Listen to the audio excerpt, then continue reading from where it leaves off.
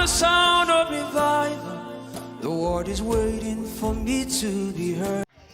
Hello everyone, so today we have a Toshiba system here that it will start and restart itself. So after much diagnosing, we came across that the capacitor at the processor unit aspect was not running well. So here is a capacitor. A capacitor, you know what the function of a capacitor is charge in store charges and also discharge itself when used.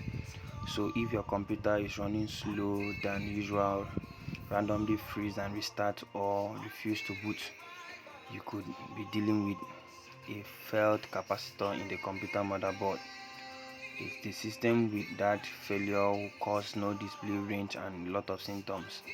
So this is the capacitor that we remove from the backside of the processor, and we replaced it with another similar one. It was a 200 microfarad capacitor, so we replaced it, and now our computer is on and it has been steady for a while. So the system is working now perfectly well. So if you come across this kind of challenges, this is how you can resolve it and have it fixed.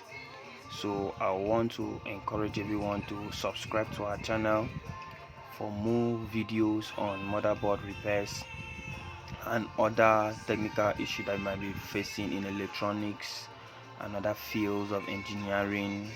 So we are going to be uploading more videos in our channel, so do ensure to subscribe so that you will be notified when we have a new video posted.